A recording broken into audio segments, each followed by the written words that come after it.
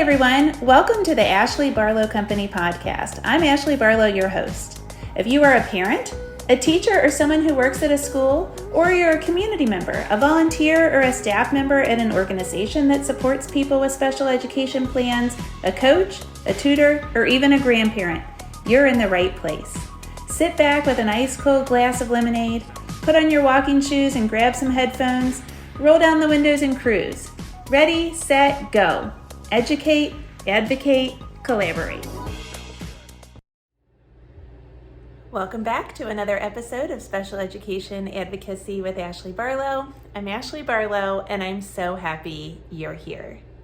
Today I want to talk to you about using objective arguments to match up with your subjective feelings in your advocacy. I think this might be my number one advocacy tip. Because so often, parents come into my office and they want for me to turn things around. They think things have gone sideways in a meeting or in a discussion with their child's school, and they say to me, I need for you to say it in a different way so that they hear me. And I always say to them, when you feel like you need to stomp your feet and say, listen to me, it's time to stop. It's time to reframe the way you are saying things and maybe even have somebody else say them for you. And the way that I reframe things is I bring in objectivity. I bring in something that is a fact, not a feeling. Because far too often, parents start sentences with, I don't know, I just feel like blah, blah, blah. And I want to tell you, I think your gut feeling really matters. I rely on my gut very often in advocacy for my own children and for other people's children, for my clients. But what I'm talking about today is relying on that gut feeling and any other subjective feelings, but then backing them up with objective information. And so that's what we're going to talk about in today's episode.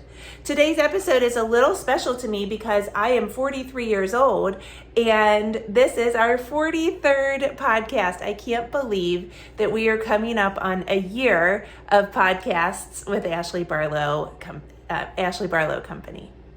So I want to tell you that the first step to advocacy really is organization.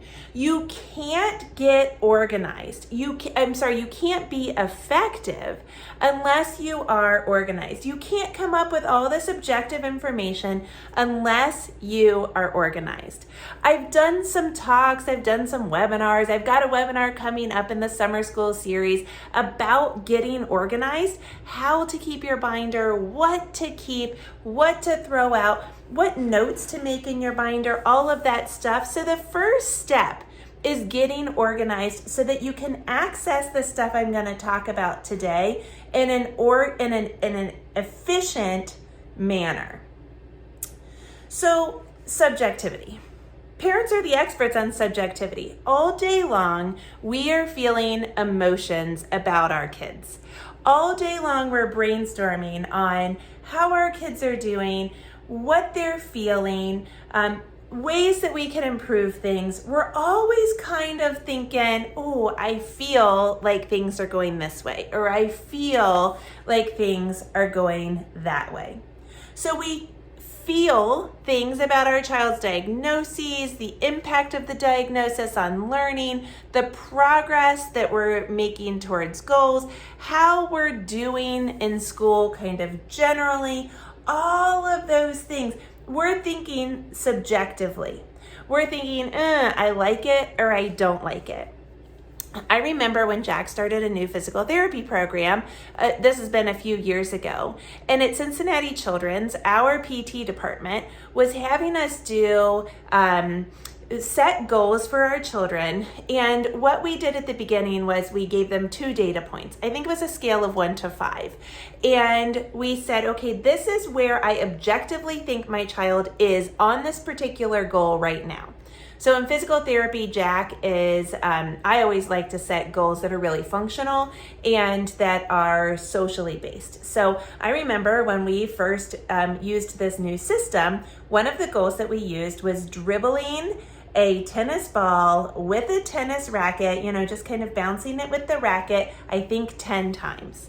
And so they said to me, where do you think Jack is on this? Well, I knew that he could dribble the ball with the tennis racket 2 times. And on a scale of 0 to 5, that's a 1. And so, because it's 20% of the time. So I said, I think he's at a 1. And then they said to me, where do you feel Jack is? Not objectively. How satisfied are you? What is your gut feeling? How happy are you with Jack's ability to dribble the tennis ball? Now, I hope that when children are more self-aware and when we are talking about adults, that they self-rate themselves also, or in addition to their caregivers. I never asked that, but I do hope that that's true.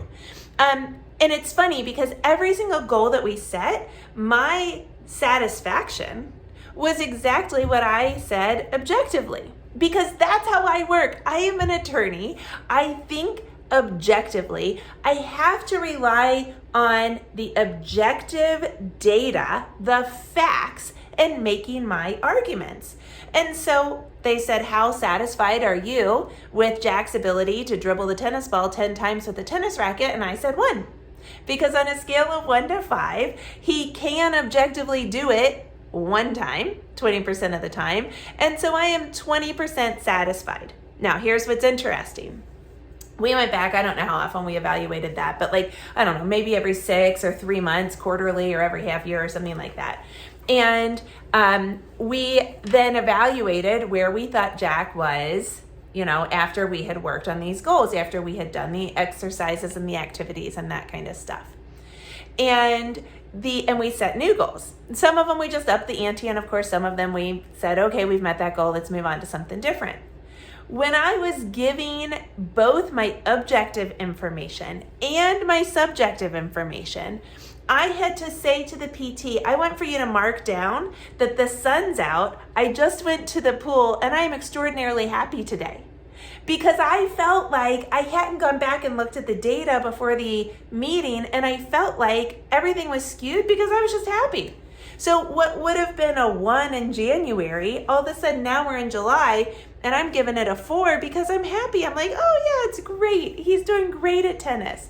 But I hadn't gone back and looked at that objective data before I answered anything.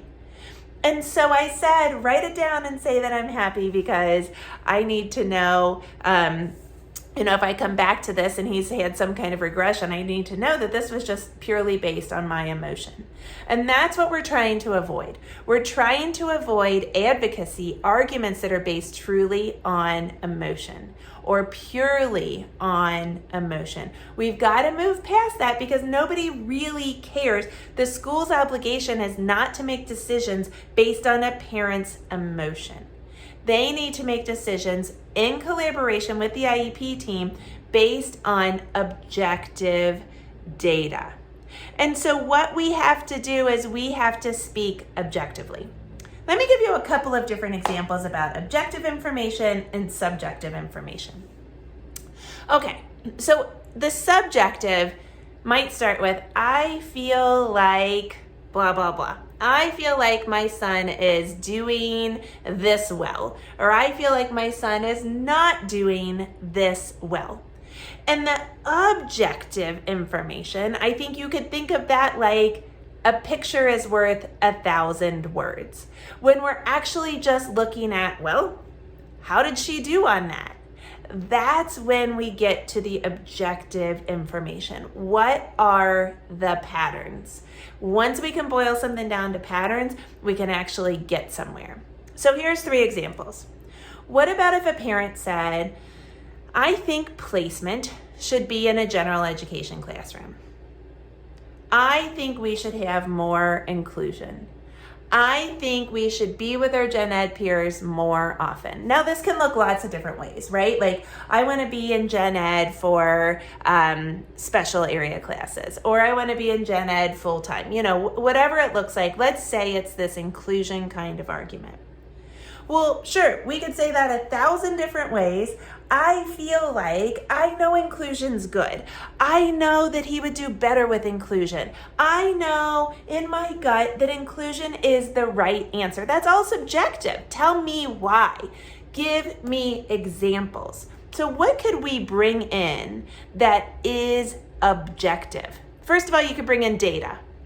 You could bring in progress monitoring of your child in an inclusive environment. Sometimes when we're kind of exploring something more inclusive, I will have school take 4 or 6 weeks, and I'll have them run data in an inclusive environment and data on the same goal, same instruction, same child, but in a more restrictive environment. Because I want to know, what's the data look like in these two different settings? So we could bring in progress monitoring, specifically data from an inclusive environment. So what's that look like? It looks like you would have to have your child in an inclusive environment someplace outside of school. So how's your child doing at outside sports, at church school, at tutoring, if that's in an inclusive environment? At lots of times preschools are inclusive. So how did things look in preschool? Pull the data and prove with the data that things go well in an inclusive environment.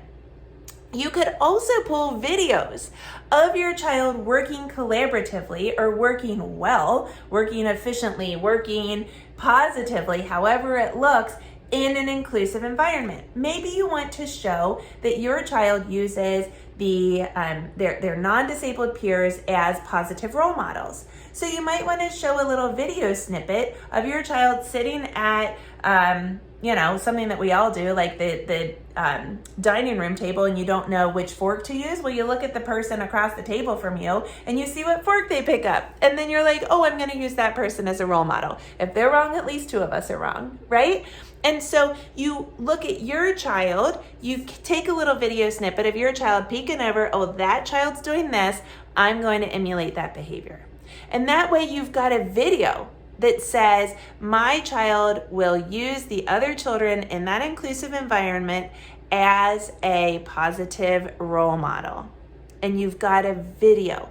Remember, pictures are worth 1,000 words. That's not you just saying it. That is you showing it with something positive. The last way to do this objectively, not the last way I'm going to talk about. There's thousands of ways to do it. But the last thing I'm going to talk about today is using research. Pull a couple of articles from someplace that seems reputable. Find a university that seems like they do a lot of research on inclusive practices. Find a professional. Read a book. Pull a couple of quotes from the book. Explain something. Give them an excerpt. Give the school something that says, my child should benefit from this research. If you use that kind of objectivity, you're going to have a lot more pull behind your argument than just saying, I feel like an inclusive environment is better. Okay, example number 2. Oh, she's just not reading very fluently. I sit by her, I hear her reading to her dad, I hear her reading to her siblings, I hear her reading to herself, and it's just not fluent. I get this one all the time. Reading is just not fluent. Well, I say, how do you know? Well, I hear her. Okay, but where's the data? You know that you can measure this, right? And so let's measure it. Let's look at it. Okay, here's my out of special ed example of this. God bless me, I started running. Don't get too excited. Don't look for me to be running any marathons.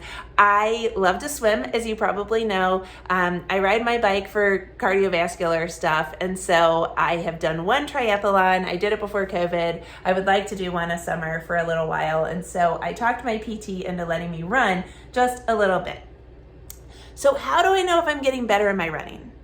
Well, I wear an Apple Watch, and my Apple Watch tells me my pace, my steps per minute, which I really don't care about, my heart rate, and my distance. And so I can look at those things and see if I've run a little bit further every day. See if my heart rate, if I'm able to maintain my heart rate consistently throughout the race, or the run. Believe me, it's not a race. In fact, I just got back from the Olympic trials with my son. We went out to watch a few days of the Olympic trials in swimming, and he pointed out that Katie Ledecky can almost swim a mile faster than I can run it. Thank you very much. So I look at my watch for that data. Maybe in school it would be, you know what? I can do this. I can hang with the big dog, so I should make the varsity team. You don't know what you're using the data for, but I'm tracking it. I'm tracking it because it tells me that I'm doing better. The data gives me objective feedback, and I use that objective feedback to then make corrections or to push myself a little bit harder. So we need that kind of objectivity when we address this, my kid just isn't reading fluently kind of issue. And so what are we going to do? Well, friends, I'll tell you, there are fluency tests that you can print off on the internet. If you type into Google, reading fluency second grade, you will find a lot of reading fluency assessments. You can find them for free. You put them in front of your child, you say, read this, and you follow the instructions. So you could print off a couple of those. And you could get a couple and say, this is what it's looking like at home. You might video it because school might say, well, did you do this and this and this? Yep, I sure did. I did it, and here's the video proof. Here's the documentary kind of evidence that says I'm not seeing the kind of fluency that you're seeing. You also need to make sure that you look at the school's data, and you can compare and contrast what you're getting at home and what the school is getting and ask questions about it. Really get in deep into the school's data. You probably, if you are this concerned about reading, have somebody else working with your child, a tutor or some, peer tutor or somebody else at a center or something. And so you might ask them for their data and see how that matches up and use that in your discussion. I don't think that they're reading fluently unless they have some kind of multisensory break before they read. Look at the reading, just flat, dry read, and now look at the reading after the child is on the stability ball for 7 minutes. We might be comparing it that way. We're using the data to make our argument. The data does it for you. It's incredible. So we're using evidentiary objective proof. We're using that fluency assessment. We're using the school's data. We're using outside data. We're using video, evidence. We're using something that tells the story. Okay, third example. I feel like my child needs more support at, fill it out, lunch. Maybe you're looking for a one-on-one aid. And so I feel like my child needs more support here.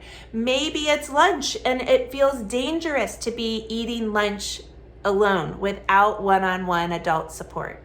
I just feel like it. I'm scared. Here's my concern, and I want for you to fix it. Well, guess what? School doesn't have an obligation to fix your concern unless there is a reason. And so our jobs as parents is to give that objective reason. And so you might start off with a log. Here's a log of the support that we've given the child during mealtime this week.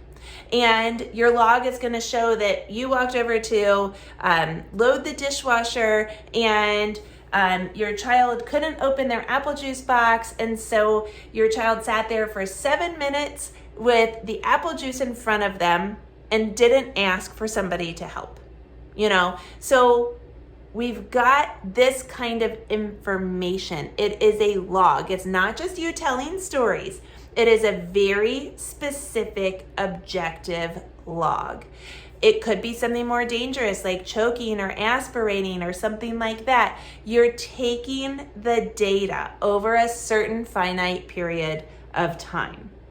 So when there's good support, there's a good outcome. When there's bad support, there's a bad outcome. I bet your data is going to show that if this is what you are feeling in your gut.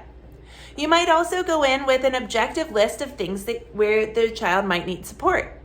I remember when I was asking for a one-on-one aid, Jack was really a safety risk. He was very impulsive and he didn't know dangers. And so I made a list. He doesn't know about the holes on the playground. He doesn't know about the heights on the playground. He doesn't know about sharp objects that would be around at lunch, or the scissors. Here's school supplies that could be dangerous to him. He might hurt another peer because he might just shove in front of him and line for the slide on the playground. I made a list and I said, here are the safety concerns, the reasons why. And I have witnessed every one of these in real life, right? And if I gotta show you video proof in order to hammer it in, I can layer that on also. You might want to model supports that your child might need. So you might show a little video again of, here's my child at the playground without supports, here's my child at the playground with supports, here's eating without supports, here's eating with supports. A 2-minute video can provide a lot of insight.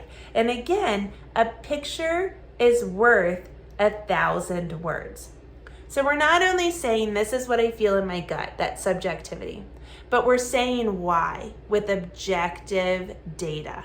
And this will carry your advocacy to the next level. Remember that objective data can be found in the paperwork.